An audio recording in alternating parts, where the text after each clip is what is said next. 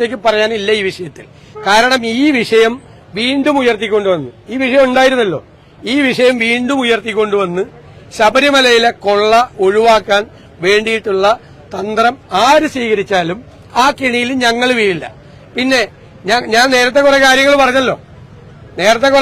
പറഞ്ഞല്ലോ, അതിലൊന്നും ചെറുവിരലനക്കാതെ അവരെയൊക്കെ പ്രൊട്ടക്ട് ചെയ്തുകൊണ്ട് നടക്കുന്ന CPM-കാർക്ക് ഇത് ചോദിക്കാനുള്ള ഒരു ധാർമ്മികതയില്ല. കോൺഗ്രസ് ആണ് അഭിമാനത്തോടുകൂടി നിൽക്കുന്നത്. കോൺഗ്രസ് ജനങ്ങളുടെ മുമ്പിൽ ഇത്തരം കാര്യങ്ങൾ വന്നപ്പോൾ ഒരു പ്രസ്ഥാനം എന്നുള്ള നിലയിൽ ഞങ്ങളുടെ പാർട്ടി, എനിക്ക് അഭിമാനമുണ്ട്, നമ്മളുടെ പ്രസ്ഥാനം നടപടി സ്വീകരിച്ചിട്ട് നിൽക്കുന്ന പാർട്ടിയാണ്. ഞങ്ങളല്ല പ്രതിക്കൂട്ടിൽ നിൽക്കുന്നത് CPM-ആർ. ഞങ്ങൾ അഭിമാനത്തോടുകൂടി തല ഉയർത്തിയാണ് ജനങ്ങളുടെ മുമ്പിൽ നിൽക്കുന്നത്.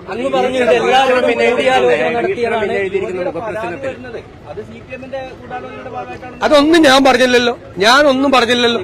ഞങ്ങള് പരാതി പോലും ഇല്ലാതെ നടപടി സ്വീകരിച്ച ഒരു പാർട്ടി എന്തിനാ അങ്ങനെ പറയണം? അങ്ങനെയൊന്നും പറയില്ല. എഴുതിയ മുഖപ്രസംഗത്തിന്റെ അകത്ത് പറയുന്നത് ഇത് CPM-ന്റെ ഒരു രാഷ്ട്രീയ ഗൂഢാലോചനയാണ് ഇതിന് പിന്നിലെന്നാണ്. അത് അവരോട് എഴുതിയവരോട് പോയി ചോദിക്കും, എനിക്കറിയില്ല. എല്ലാവരും കൂടി കെ സുധാകരൻ പറയുന്നത് അദ്ദേഹം ഇത് അറിഞ്ഞിരുന്നില്ല എന്നാണ് പറയുന്നത്. അതൊക്കെ KPCC പ്രസിഡന്റ് പറഞ്ഞിട്ടുണ്ട്. അതിലപ്പുറത്തേക്കൊന്നുമില്ല. വേറെ വല്ലതും ഉണ്ടോ? ശിവൻകുട്ടി ഇതുപോലത്തെ എന്തെല്ലാം അബദ്ധങ്ങൾ പറഞ്ഞുകൊണ്ടിരിക്കുന്ന ഒരാളാണ്. PM ശ്രീ പോയി ഡൽഹിയിൽ 16-ാം തീയതി ഒപ്പുവെച്ചിട്ട് മന്ത്രിസഭയിൽ വന്ന് CPI മന്ത്രിമാര് 4 പേര് ഇതിലൊരിക്കലും ഒപ്പുവെക്കരുതെന്ന് വാശിയോടുകൂടി പറയുമ്പോൾ ഈ ഒപ്പുവെച്ച കാര്യം മറച്ചുവെച്ച് സ്കൂട്ടത്തിലിരിക്കുന്ന മന്ത്രിമാരെ കളിപ്പിച്ച ആളാണ്. മുഖ്യമന്ത്രിയുടെ കൂടെ ഇരുന്ന്. അപ്പൊ എന്തൊക്കെ പറയാം? ആരെങ്കിലും വിശ്വസിക്കോ? മിണ്ടാതിരുന്ന് ഒപ്പുവെച്ചിട്ടാണ് വന്നത്. അമിത്ഷായും നരേന്ദ്രമോദിയും കൂടി പേടിപ്പിച്ചിട്ട് മുഖ്യമന്ത്രിയുടെ അനുവാദത്തോടുകൂടി ഇത് ഒപ്പുവെച്ചിട്ട് മന്ത്രിസഭയിൽ വന്നിരുന്നിട്ട് കൂടെ ഇരിക്കുന്ന മന്ത്രിമാരെ വിഡ്ഢികളാക്കിയ മന്ത്രിയൊക്കെ എന്തെല്ലാം അഭിപ്രായം പറയും? കെ സുധാകരൻ പറയുന്നത് ഈ രാഹുൽ ചെയ്തത് ഇത് സംബന്ധിച്ച് അത് പറഞ്ഞല്ലോ, അദ്ദേഹം പറഞ്ഞല്ലോ, ക്ലിയർ ആയിട്ട് പറഞ്ഞല്ലോ. രാഷ്ട്രീയ ഭാവി അല്ലാതെ ഓരോരുത്തരുടെ പാർട്ടിയുടെ അഭിപ്രായം KPCC പ്രസിഡന്റ് പറഞ്ഞു. KPCC പ്രസിഡന്റ് സണ്ണി ജോസഫാണ് അദ്ദേഹം അഭിപ്രായം പറഞ്ഞു. അതിൽ നിന്ന് വ്യത്യസ്തമായ ഒരു അഭിപ്രായം എനിക്ക് പറയാൻ പറ്റില്ല, വേറെ ആർക്കും പറയാൻ പറ്റില്ല. അത് അദ്ദേഹം എല്ലാവരുമായിട്ട് കൂടിയാലോചിച്ചെടുത്ത ഒരു തീരുമാനമാണ്. അതാണ് പാർട്ടിയുടെ അഭിപ്രായം. വേറെ എന്തെങ്കിലും ഉണ്ടോ?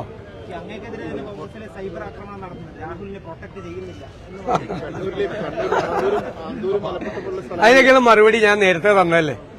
കണ്ണൂരിൽ ആന്തൂരും മലപ്പുറം പോലുള്ള സ്ഥലങ്ങളിലൊക്കെ കോൺഗ്രസ് ഇപ്പോഴും നോമിനേഷൻ പോലും കൊടുക്കാൻ പറ്റാത്ത നിങ്ങൾക്കറിയാലോ, ഞങ്ങളൊക്കെ കോളേജിൽ പഠിക്കുന്ന കാലത്താണ് ആന്തൂരിലെ ദേവദാസിനെ കയ്യും കാലും വെട്ടിക്കൊന്നത്.